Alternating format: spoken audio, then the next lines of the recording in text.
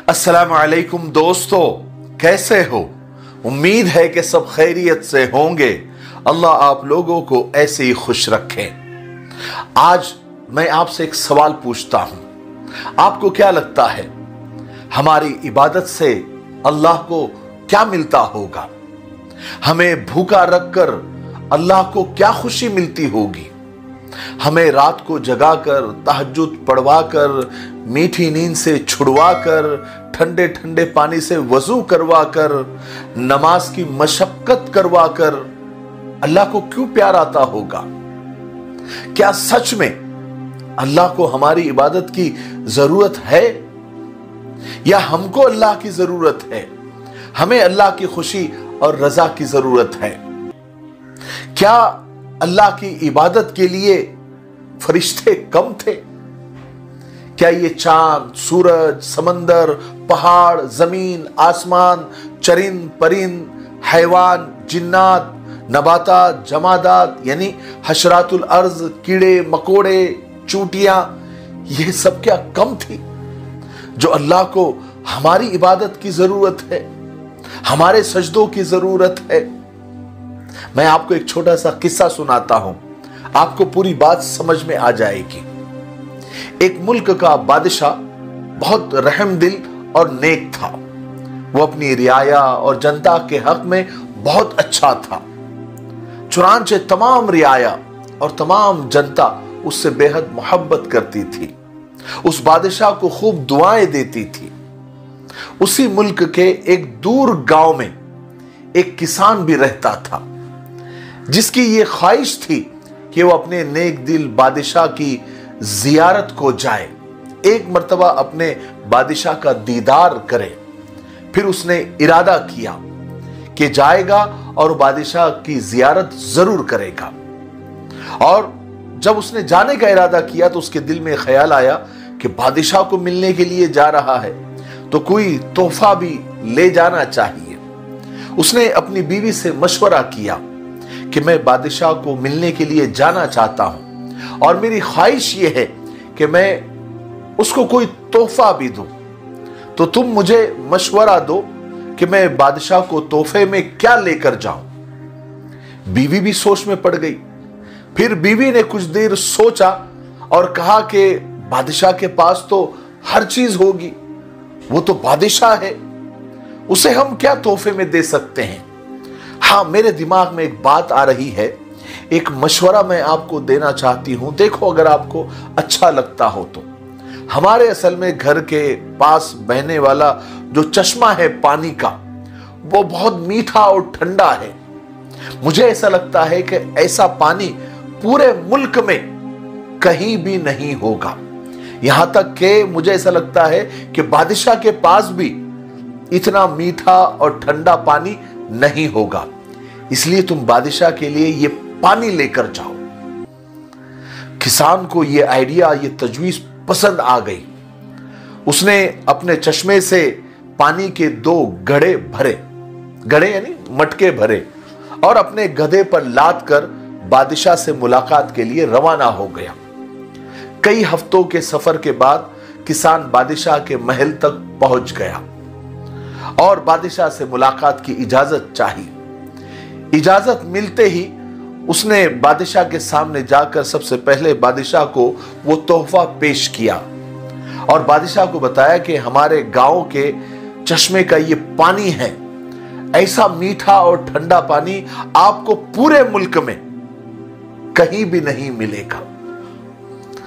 बादशाह ने अपने वजीर को इशारा किया। जाकर वजीर ने जो है उस घड़े का, उस मटके का ढक्कन खोला तो कई हफ्तों की सफर की वजह से उस पानी पर मिट्टी भी पड़ गई थी और उसमें से बदबू भी आ रही थी।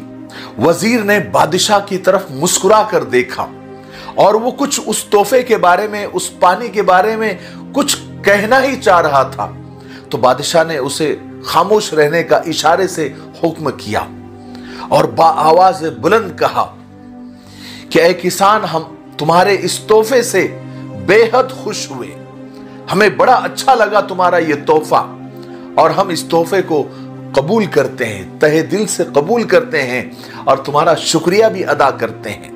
बादशाह ने फौरन खजांची को हुक्म दिया कि इस किसान के घड़ों को यानी इसके मटकों को सोने से भर दिया जाए। किसान बहुत खुश हुआ, लेकिन बादशाह ने वजीर को बुलाकर चुपके से कहा कि तुम जाकर इस पानी को कहीं फेंक देना और किसान को वापसी में उस रास्ते से गुजारना जहां पर हमारे पानी के चश्मे हैं, हमारी मीठी नदियां हैं जिसमें उससे भी ठंडा और मीठा पानी बहता है, जो उस किसान के पानी से लाख दर्जे बेहतर है। तुम उस किसान को उस रास्ते से गुजारना ताकि उसे मालूम हो कि हमारे पास पानी के ऐसे कितने ही चश्मे हैं और कितने ही नदियां हैं जिनका पानी बहुत ठंडा और फरहत बख्श है। चुनांचे जब किसान को इनामात देने के बाद वजीर के हुक्म और बादशाह के हुक्म से किसान को उस रास्ते से गुजारा गया जहां बादशाह के कई पानी के चश्मे थे जो किसान के चश्मों से ठंडे और मीठे थे। किसान रास्ते से गुजर भी रहा था और उस सब चश्मों को देख भी रहा था। किसान समझ गया कि मेरा तोहफा कितना हकीर था, कितना छोटा था और मैं उसे कितना कीमती समझ रहा था और कितना बड़ा समझ रहा था। लेकिन बादशाह ने उसके हकीर तोहफे को भी कबूल करके उसे इनामात से नवाजा। उस किसान के दिल में बादशाह के लिए मोहब्बत और अकीदत और बढ़ गई। छोटा सा किस्सा था, खत्म हुआ। मेरे भाइयों, बहनों और दोस्तों, हमारी इबादत का भी यही हाल है। हम जो टूटी फूटी इबादत करते हैं, हम उसे बहुत अच्छी समझते हैं और अपने मालिक, अपने अल्लाह के हुजूर में पेश करते हैं।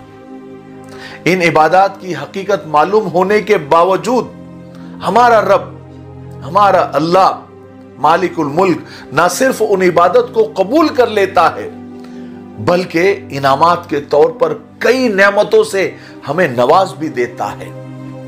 हालांकि अल्लाह को हमारी इबादतों की कोई जरूरत नहीं है। खालिक के कायनात की इबादत के लिए उसके लाखों करोड़ों मखलूक, उसके फरिश्ते बहुत काफी है। उसे हमारी इबादत की कोई जरूरत नहीं है।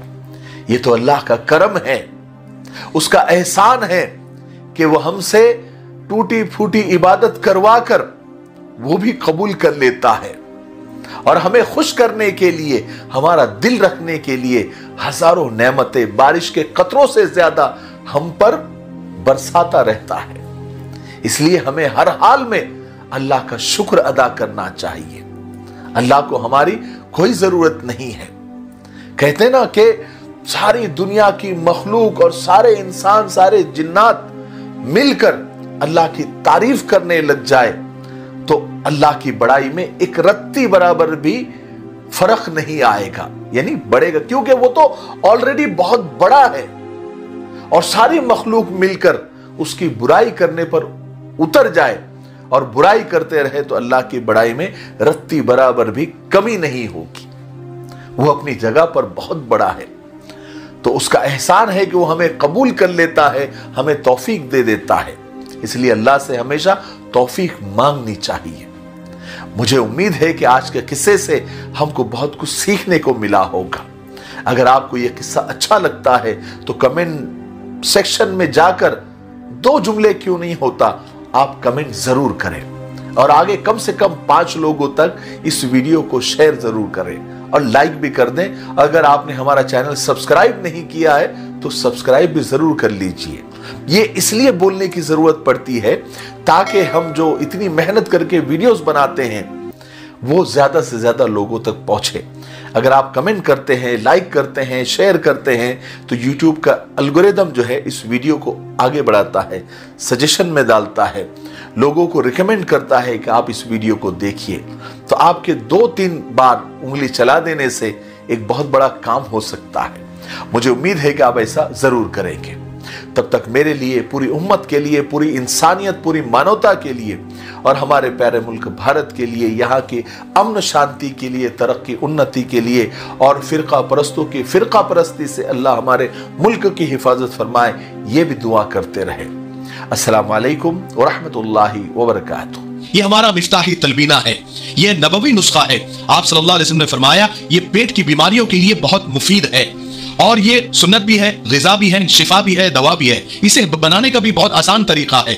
एक गिलास दूध में 2 चम्मच तलबीना डालकर इसे उबाल ले, खीर की तरह बन जाएगा और फिर इसमें शहद या शक्कर डालकर आप भी पिए, बच्चों को भी पिलाए। घर में हर एक उम्र के लिए ये मुफीद है। स्क्रीन पर आ रहे नंबर पर आप कॉल करें, आप दुनिया में कहीं भी हो ये आप तक पहुंचा दिया जाएगा। ठीक है, एक से ज्यादा लेंगे तो कुरियर फ्री है। अगर आप डिस्ट्रीब्यूटर बनना चाहते हैं तब भी इसी नंबर पर आप कॉल करें। मुझे उम्मीद है कि आप जरूर, एक मर्तबा क्यों नहीं होता, आप खरीदेंगे।